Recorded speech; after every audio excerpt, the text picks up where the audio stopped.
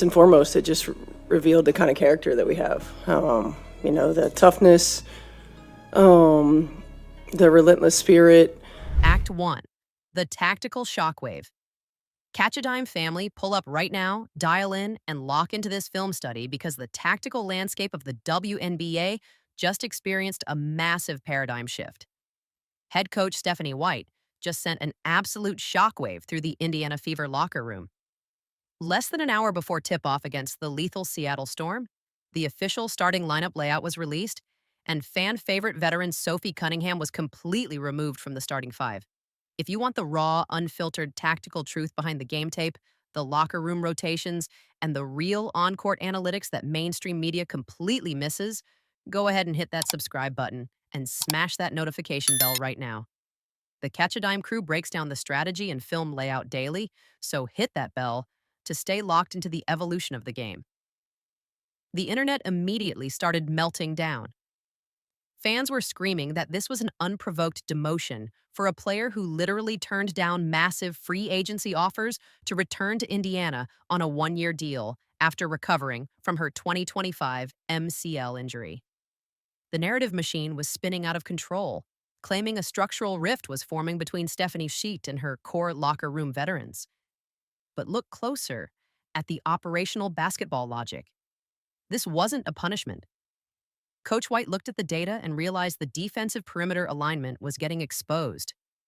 With Lexi Hull fully recovered from her early hamstring issue, White made a high-stakes executive decision to insert Hull's high-intensity defensive energy into the starting unit to absorb the initial wave of Seattle's backcourt gravity. It was a brilliant schematic gamble, but it put massive psychological pressure on the roster. It left everyone asking one explosive question: how would the rest of the team respond to the chaos? And that is exactly when Caitlin Clark decided to stage a historic, jaw-dropping clinic that completely rewrote the record books. Act 2, the 23-minute masterclass. All right. Here is Clark, splashing home a three from way downtown.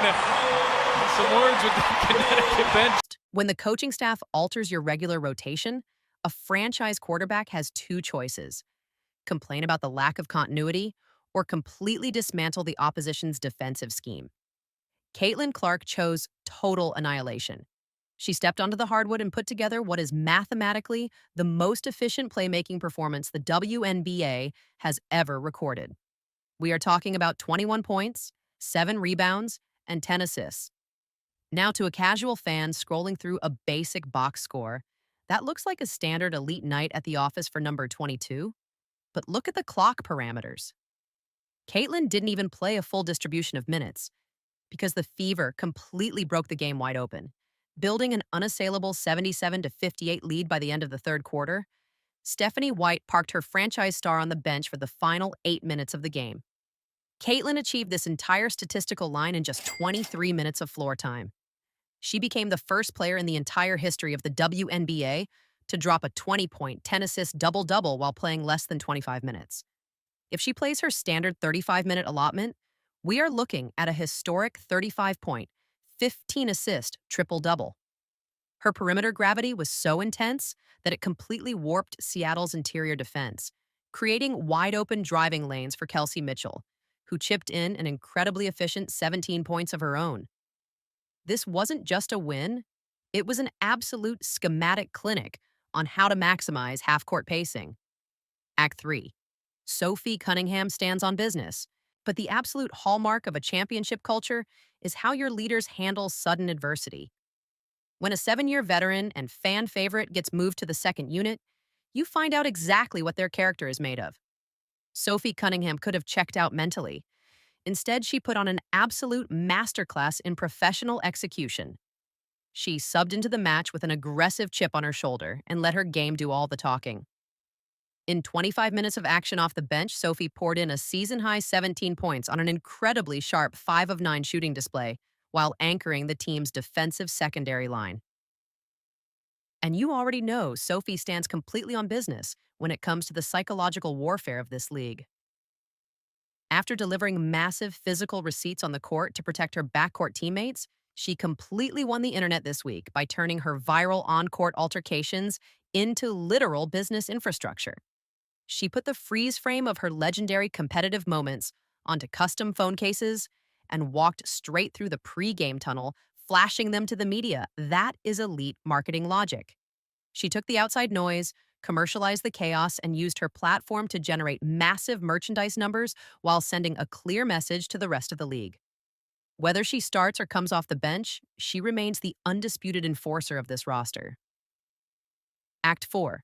The 12th milestone and press room truths. What makes Caitlin's record-breaking night even more insane is the macro statistical context. This performance marked her 12th career game with at least 20 points and 10 assists. To put that into perspective, it took the legendary Courtney Vandersloot 436 games to accumulate 10 of those performances. It took Diana Taurasi 565 games to reach 9. Caitlin Clark reached a historic all-time career milestone roughly 8 times faster than the iconic pioneers of the position, doing it in just 57 career games. But if you want to understand why this locker room is built for long-term championship gravity, listen to how Caitlin instantly handled the praise in the post-game press conference.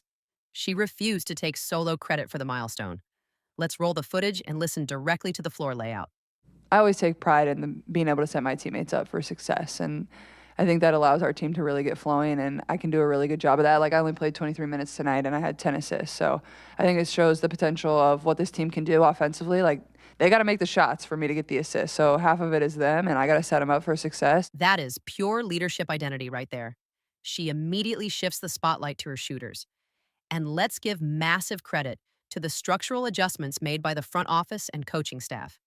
With Aaliyah Boston sidelined day-to-day, snapping an unbelievable 127-game consecutive starting streak, Maisha Hines-Allen stepped directly into the interior paint and went a perfect 3 for 3 from the floor, providing a seamless operational bridge.